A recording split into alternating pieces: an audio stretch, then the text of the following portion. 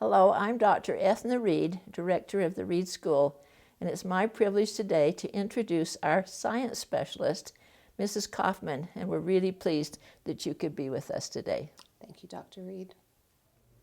At Reid School, science is important. Every student prepares a science project and then communicates it to classmates and to family and friends.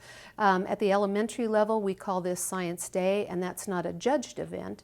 At the older students in the middle school, we call it Science Fair, and outside judges are brought in, and every project receives at least 3 scores from outside judges. This year, as in most years, we had 4 or 5 projects that progressed to the regional science fair level, the Salt Lake Science and Engineering Fair, and that eventually feeds into the international Intel Science and Engineering Fair system. The first project I'd like to show you as an example of projects that go on to the regional level is called A Novel Method and Application for Coating to Reduce the Abrasion of Tire Treads and Improve the Longevity of Tires. In this project, Viku is trying to solve the problem of millions of discarded tires. This is a continuation of a project he started last year, and through the summer and into the fall, he was road testing compounds to see which would be most effective. This project won a special award from the Utah Department of Transportation. The second project I'd like to show you is called Organic Alternative Energy. This project was done by a 6th grade student, and in this project she wanted to find out just how much electricity she might be able to generate from simple materials such as zinc-coated nail, copper, and a variety of fruits and vegetables.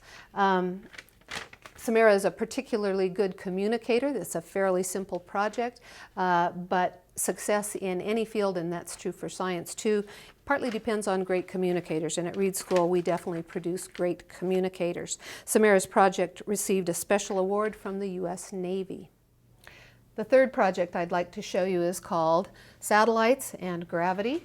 And in this project, Amy is fascinated by all things space exploration. And she wanted to know how launch speed of a satellite or a spacecraft affects some of the properties of the eventual orbit.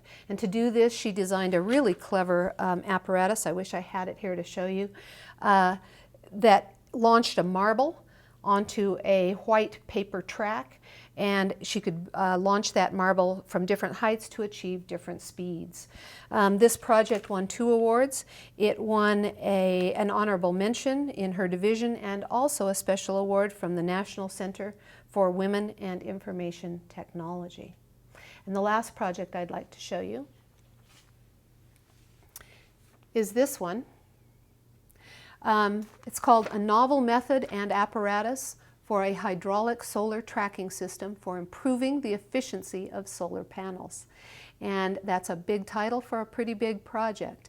In this project, Kanu designed and built a cylinder that contained an oil which, upon heating by sunlight, expanded, and then as the sun left the cylinder, it contracted, and that moved a piston, which then moved a solar panel so that it would follow the sun. So no motors required, and that represents a real simplification over most of the current methods of having a solar panel track the sun.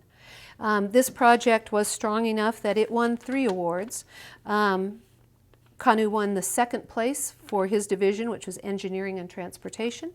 He won a Broadcom Masters Award and also a special award from 4-H.